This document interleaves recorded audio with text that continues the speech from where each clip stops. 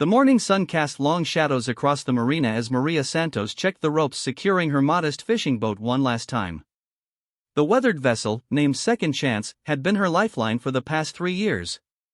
At 62, Maria had learned to navigate both the unpredictable waters of the Gulf Coast and the even more treacherous waters of starting over after losing everything. Maria had purchased the boat with the last of her savings after her husband's death left her drowning in medical debt. The small commercial fishing license she'd managed to obtain allowed her to make just enough to cover the boat payments and put food on her table. Her weathered hands told the story of countless early mornings hauling nets and cleaning fish, but her determined spirit refused to let circumstances defeat her. This particular Tuesday started like any other. Maria had risen before dawn, prepared her gear, and headed out to her usual fishing spot about 12 miles offshore. The waters had been generous that morning, and, by noon, her coolers were filled with a respectable catch of red snapper and grouper. She was already calculating how much the local seafood market would pay when she noticed the sleek white vessel approaching from the south. The boat bore the unmistakable markings of marine law enforcement, and Maria felt her stomach tighten. She had all her paperwork in order, or at least she believed she did.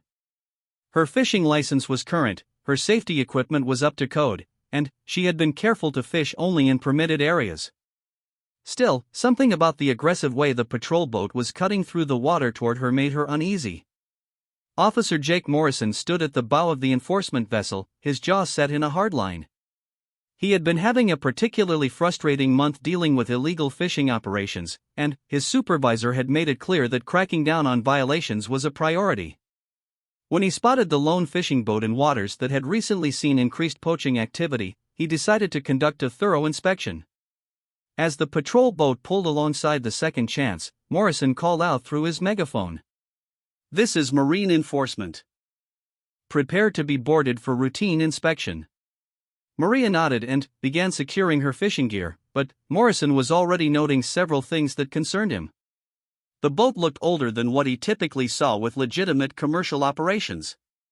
The woman appeared to be fishing alone, which was unusual for commercial vessels. Most importantly, this area had been flagged in recent briefings as a hotspot for illegal fishing activity. Morrison and his partner, Officer Lisa Chen, boarded the Second Chance with practiced efficiency. Chen began examining Maria's catch while Morrison demanded to see her documentation.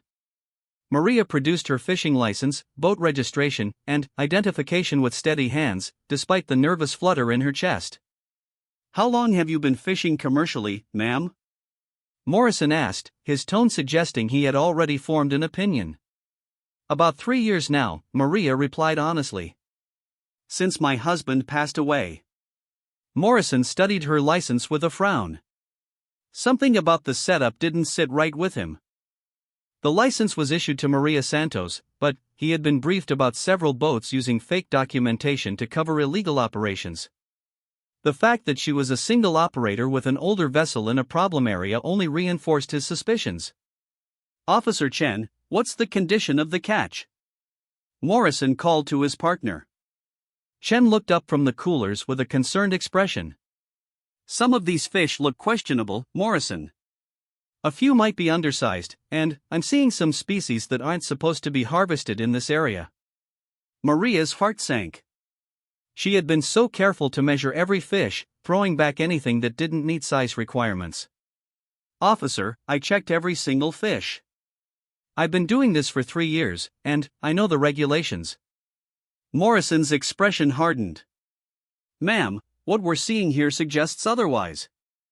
These appear to be violations of federal fishing regulations, and we're going to need to impound your vessel for further investigation." The words hit Maria like a physical blow. Losing her boat would mean losing her only source of income. Without it, she would have no way to pay her rent or buy groceries.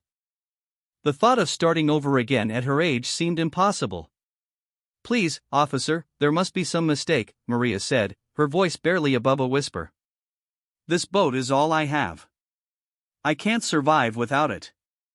Morrison had heard similar pleas before, and, while part of him felt sympathy for the older woman, his job was to enforce the law. "Ma'am, if there's been a mistake, it will be sorted out during the investigation." But, right now, we have probable cause to seize this vessel. As Morrison began the paperwork for impounding the boat, Maria felt panic rising in her chest. She watched Officer Chen photographing her catch and making notes on a clipboard. Everything she had worked so hard to build was about to be taken away again. "Is there anyone you can call to come pick you up?" Morrison asked, his tone slightly softer as he saw the genuine distress in Maria's face. Maria shook her head. She had no family nearby, and most of her relationships had dissolved during the financial struggles following her husband's death. The isolation that had driven her to solitary fishing was now leaving her completely alone in her crisis. Morrison radioed for a towboat to take the second chance to the impound lot while Chen continued documenting evidence. Maria sat on a cooler, watching her future disappear with each form they filled out. The irony wasn't lost on her that the boat named Second Chance was about to cost her exactly that. As they waited for the towboat, Morrison's radio crackled with routine traffic from other enforcement units. The conversation was mundane, but it served as a backdrop to one woman's world falling apart. Maria stared out at the water where she had found peace and purpose for 3 years, wondering if she would ever see it again from the deck of her own boat. The enforcement officers worked with professional efficiency, but neither could ignore the quiet dignity with which Maria faced what appeared to be the loss of everything important to her. She didn't argue or make threats. She simply sat and watched, occasionally answering their questions with the weary resignation of someone who had faced loss before. When the towboat finally arrived, Maria gathered her few personal belongings from the cabin. A thermos of coffee, a worn photo of her late husband, and a small cooler with her lunch were all she could take. Everything else would remain as evidence in what might become a federal prosecution. As her boat was hooked up to the tow line, Maria felt the same helplessness she had experienced 3 years earlier when the medical bills had forced her to sell her home. The difference was that this time, she had no husband to hold her hand and tell her they would find a way through it together. Officer Morrison watched the older woman's face as her boat was pulled away, and, for the first time that day, he began to wonder if they had made the right call. Something about her quiet acceptance and genuine shock suggested this might not be the routine violation he had assumed it was. The ride back to shore was silent except for the drone of the patrol boat's engines. Maria sat in the stern, watching her boat grow smaller in the distance, and tried to figure out how she would survive the next week, let alone the rest of her life. The Second Chance had lived up to its name by giving her a new start, but now it seemed that chance was over. As the marina came into view, Maria realized she didn't even have a way to get home. Her truck was parked at the dock, but she had no idea how long the investigation would take or when she might see her boat again. The officers had mentioned something about a hearing, but the legal process seemed as vast and intimidating as the ocean itself. Morrison helped Maria off the patrol boat at the dock, and, for a moment, their eyes met. He saw something there that made him uncomfortable, a depth of loss that went beyond losing a fishing license. This woman wasn't a criminal trying to work the system, she was someone who had already lost everything once and was now losing it again. "Ma'am, you'll receive notice about the hearing process in the mail," Morrison said, his official tone softened slightly. "If there has been a mistake, the investigation will reveal that." Maria nodded and walked slowly toward her truck, each step feeling like it might be her last as a boat owner. Behind her, Officers Morrison and Chen began the paperwork that would officially start the legal process, unaware that this routine enforcement action was about to reveal something that would change everything they thought they knew about the case. 3 days after the seizure of her boat, Maria Santos sat in her small apartment staring at the official notice that had arrived in the morning mail. The formal language was intimidating, filled with references to federal regulations and potential criminal charges. She had read it a dozen times, but the words seemed to blur together into a nightmare of legal jargon that she couldn't fully comprehend. The notice informed her that her case had been forwarded to the Coast Guard for further investigation due to the serious nature of the alleged violations. Maria felt a mix of relief and terror at this development. Relief because the Coast Guard might be more thorough in their investigation, but terror because federal involvement suggested the situation was more serious than she had understood. Meanwhile, at the Coast Guard station, Lieutenant Commander Sarah Mitchell was reviewing the case file that had been transferred from Marine Enforcement. As the senior investigating officer, she prided herself on thoroughness and attention to detail. Something about the Morris and Chen report nagged at her, though she couldn't immediately identify what it was. The file showed a routine seizure of a fishing vessel from an older Hispanic woman operating alone in waters known for illegal fishing activity. The reported violations included undersized fish and harvesting protected species. On the surface, it appeared to be a straightforward case, but Mitchell had learned to trust her instincts after 15 years of maritime law enforcement. Petty Officer Rodriguez, pull the complete background check on Maria Santos, Mitchell instructed her aide. I want to see everything we have on her. Rodriguez began typing rapidly at his computer terminal. Within minutes, he had accessed databases that revealed Maria's complete history. What he found made him pause and call Mitchell over to look at the screen. Lieutenant Commander, you need to see this, Rodriguez said, his voice carrying a note of surprise. Mitchell approached the computer and began reading the information that appeared on the screen. Maria Elena Santos, age 62, widow of Master Chief Petty Officer Carlos Santos, United States Coast Guard, retired. Carlos Santos had served for 30 years before retiring with full honors. He had died 3 years ago after a battle with lung cancer, leaving his widow with substantial medical debt. Well, that changes things, Mitchell murmured. Get me the complete military service record for Carlos Santos, and let's see if Maria has any connection to our service beyond being a military widow. As Rodriguez dug deeper into the records, the picture that emerged was even more interesting.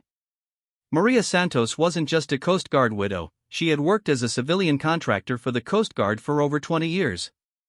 Her job had been in maritime safety education, teaching recreational and commercial boaters about federal regulations and safety procedures. The irony was staggering.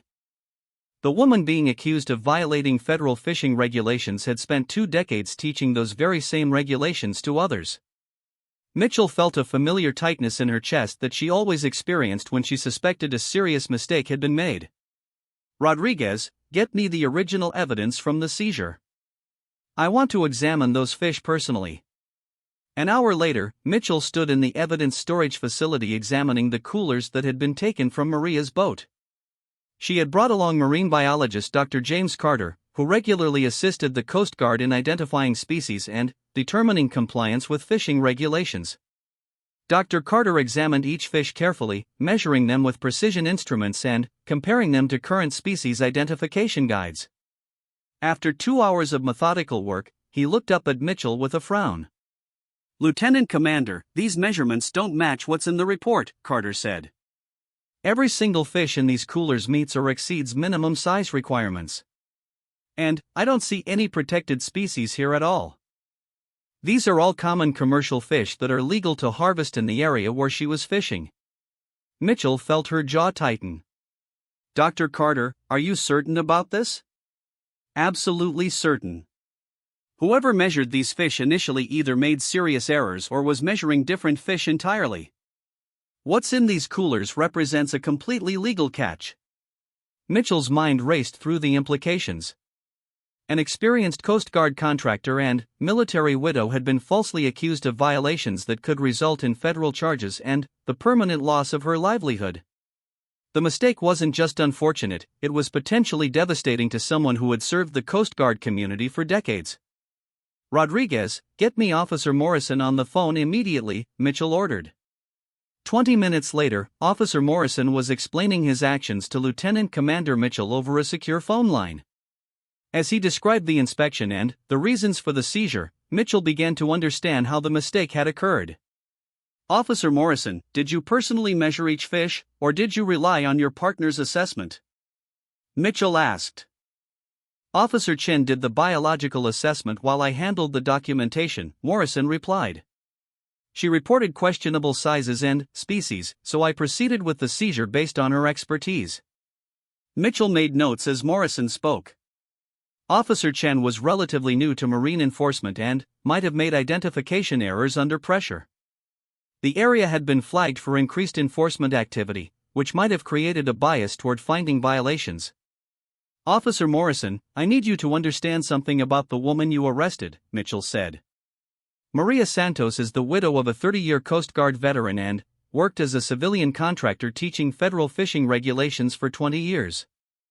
The woman you accused of not knowing the law literally wrote training materials on these very regulations.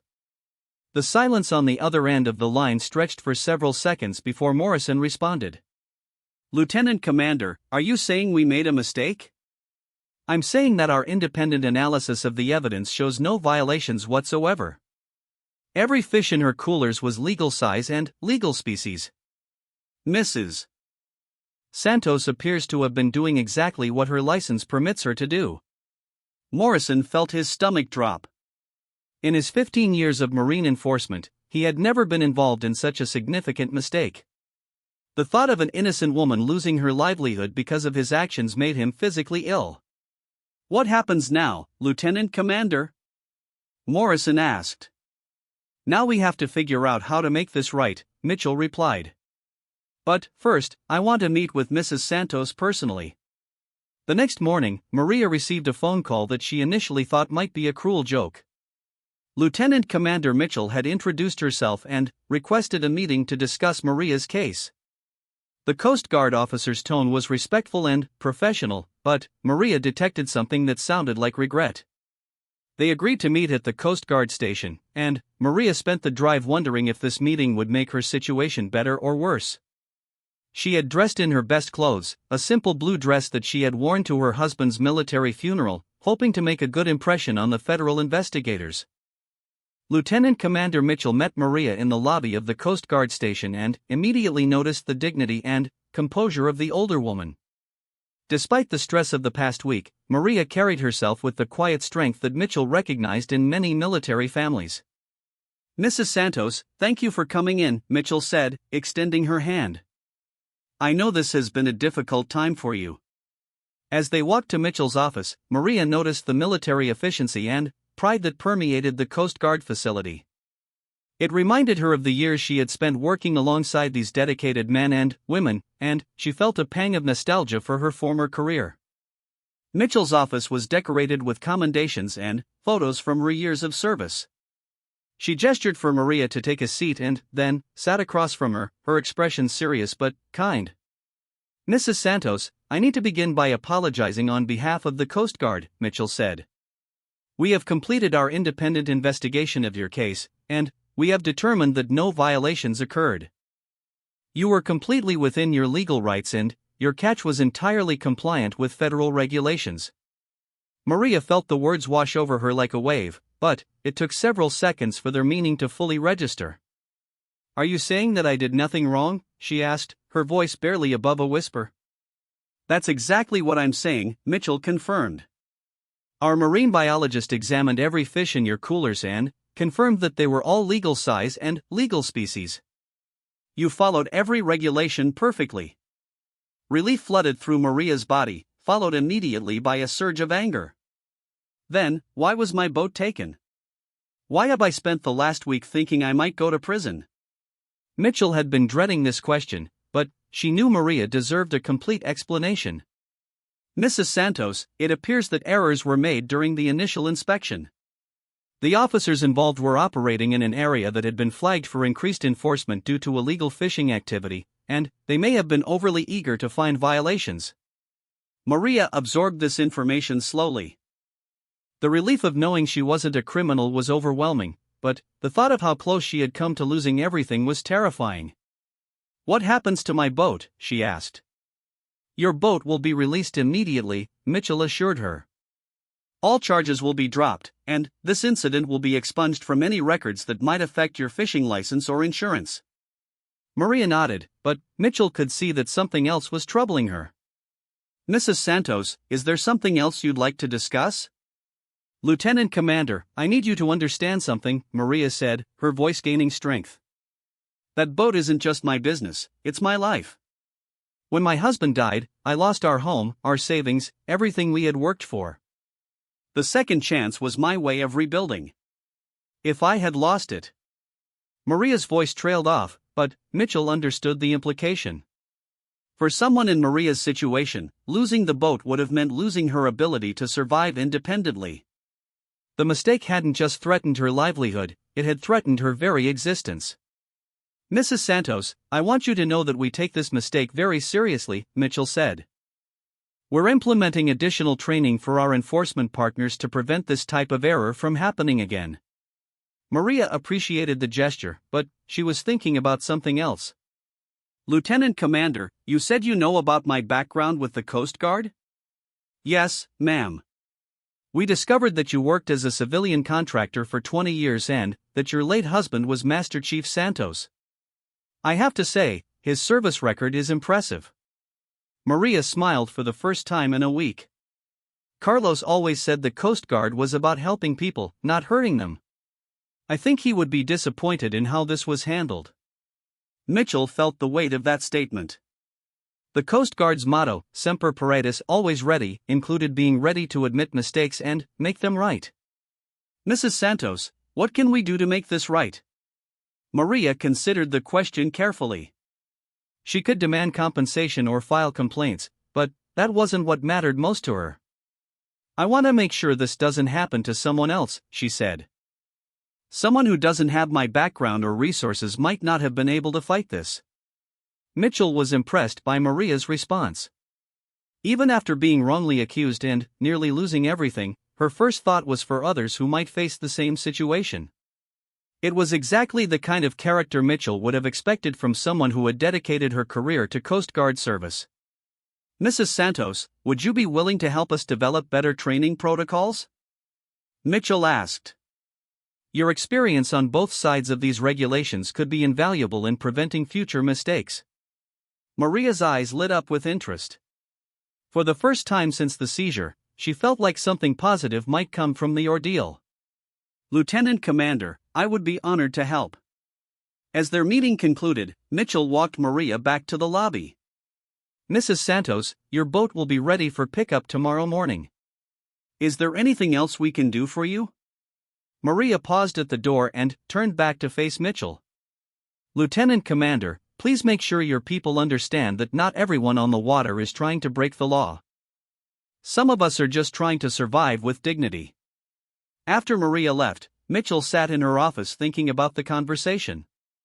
The case had revealed serious flaws in their enforcement procedures, but it had also reminded her why she had chosen to serve in the Coast Guard. Meeting someone like Maria Santos reinforced the importance of their mission to protect and serve all mariners, not just investigate and prosecute them. The incident report Mitchell would file that afternoon would result in significant changes to Coast Guard enforcement training, but, more importantly, it would help ensure that no other widow trying to rebuild her life would face the nightmare that Maria Santos had endured. The morning Maria Santos returned to reclaim her boat dawned clear and bright, with a gentle breeze rippling across the marina. She had barely slept the night before, partly from excitement and partly from lingering anxiety that something might go wrong at the last minute. The past week had taught her that her carefully rebuilt life could disappear without warning, and trust didn't come easily anymore. Lieutenant Commander Mitchell was waiting at the dock when Maria arrived, accompanied by Petty Officer Rodriguez and a marine mechanic who had been tasked with ensuring the second chance was in perfect working condition. Mitchell had insisted that the boat be thoroughly inspected and serviced before being returned, partly as an apology and partly to ensure there were no mechanical issues that might cause problems later. "Good morning, Mrs. Santos," Mitchell called out as Maria approached. "Your boat is ready." Maria could see the second chance bobbing gently at the dock, and her heart lifted at the sight. The vessel looked exactly as she had left it, perhaps even better. Someone had cleaned and polished the hull, and she could see that new safety equipment had been installed. "We took the liberty of updating some of your safety gear," Mitchell explained as they walked toward the boat. "Consider it a small gesture of appreciation for your understanding throughout this process." Maria ran her hand along the freshly cleaned rail as she stepped aboard. Everything looked perfect, but she needed to see the cabin and check her equipment before she could truly believe her nightmare was over. The diesel engine started immediately when she turned the key, purring with the smooth confidence that she remembered. "The mechanic checked all your systems," Rodriguez informed her. "Engine, electronics, safety equipment, everything is certified and ready for operation." Maria nodded her thanks, but her attention was focused on the small details that mattered to someone who lived and worked on the water. Her charts were exactly where she had left them, her tools were clean and organized in their proper places, and her personal items were undisturbed. The Coast Guard had treated her boat with the respect due to someone's home and workplace. "Mrs. Santos," Mitchell said, "I wanted to personally hand you this letter of apology from our commanding officer. He wanted you to know that the Coast Guard takes full responsibility for the errors that led to this situation." Maria accepted the letter but didn't open it immediately. Words on paper, even official words, couldn't undo the sleepless nights and financial stress she had endured. What mattered more was standing on the deck of her boat, knowing she could return to work and support herself. "Lieutenant Commander, I appreciate everything you've done to correct this mistake," Maria said. "But, I have to ask, what assurance do I have that this won't happen again? Every time I see an enforcement boat, am I going to wonder if today is the day I lose everything again?" Mitchell had been expecting this question, and she had prepared for it. "Mrs. Santos, I've spoken personally with Officer Morrison and his supervisor. They understand what went wrong and why. But, more importantly, we're implementing new protocols based on your case." She went on to explain that the Coast Guard was revising its training programs for enforcement officers, with particular emphasis on proper species identification and measurement techniques. They were also creating new guidelines for situations involving military veterans and their families, ensuring that service history would be considered during investigations. Additionally, Mitchell continued, "We're establishing a review process for all seizure cases. A senior officer will examine the evidence independently before any vessel is impounded, which should catch errors before they cause this kind of disruption." Maria listened carefully to these explanations, but her focus kept drifting to the horizon where she could see other fishing boats heading out for their day's work. She had lost a full week of fishing during the prime season, and, while the Coast Guard's apologies were sincere, they wouldn't pay her bills. As if reading her thoughts, Mitchell reached into her briefcase and withdrew an envelope. "Mrs. Santos, this is compensation for the income you lost while your boat was impounded. It's calculated based on your average catch from the past 6 months." Maria opened the envelope and was surprised to see a check that covered not just her lost fishing income, but also the dock fees, fuel costs, and other expenses she had incurred. It was more than fair compensation, representing a level of accountability that she hadn't expected from a government agency. "Thank you," Maria said simply. "This will help more than you know." But Mitchell wasn't finished. "Mrs. Santos, there's one more thing. You mentioned yesterday that you'd be willing to help us improve our training programs. Are you still interested in that?" Maria had been thinking about this offer since their conversation the previous day. Working with the Coast Guard again would mean revisiting her past career, but it might also prevent other innocent people from experiencing what she had gone through. "Yes, I'm interested," Maria replied. "What did you have in mind?" Mitchell smiled. "We'd like to hire you as a consultant to help develop our new enforcement training curriculum. It would be part-time work that you could do around your fishing schedule, and it would give us the benefit of your expertise from both sides of maritime law." The offer was unexpected and appealing. Maria had enjoyed her years teaching maritime safety, and the prospect of returning to that work, even part-time, was attractive. It would also provide her with additional income that could help secure her financial future. "I'd like to think about it," Maria said. "Can I give you an answer in a few days?" "Of course. Take all the time you need." As the official transfer of her boat was completed, Maria noticed Officer Morrison approaching the dock. She hadn't seen him since the day her boat was seized, and she wasn't sure how she felt about facing him again. Mitchell noticed her tension and stepped closer. Morrison walked up to the group with obvious reluctance. His usually confident demeanor was replaced by something that looked like genuine remorse. "Mrs. Santos, I wanted to apologize to you personally," he said. "There's no excuse for what happened, and I take full responsibility for my part in it." Maria studied the young officer's face and saw sincerity there. "Officer Morrison, we all make mistakes. What matters is learning from them. I've been doing maritime enforcement for 15 years, Morrison continued, and I thought I knew how to do my job. This case taught me that I still have a lot to learn about treating people fairly and getting the facts right before taking action." Maria appreciated his honesty. "Officer Morrison, can I ask you something?" "Yes, ma'am." When you saw me on my boat that day, what did you see? What made you think I was breaking the law? Morrison considered the question carefully. I saw an older woman fishing alone in an area where we'd had problems with illegal fishing. I saw a boat that looked like it might be struggling financially. I made assumptions based on appearance rather than evidence, and those assumptions were wrong. Maria nodded. Officer, I want you to understand something. Every person you stop on the water is someone's family member. They might be struggling financially because life is hard, not because they're criminals.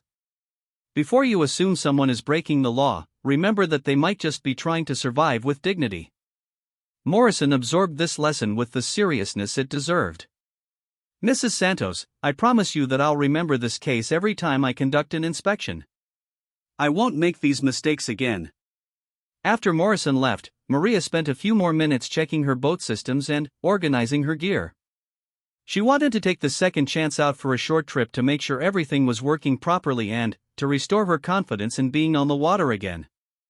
Lieutenant Commander Mitchell and Petty Officer Rodriguez remained on the dock, watching as Maria prepared to depart. There was something symbolic about seeing her boat leave the dock under its own power, captain in command once again. Mrs. Santos, Mitchell called out as Maria started to untie her mooring lines, "Thank you for how you handled this situation. A lot of people would have been angry and vindictive.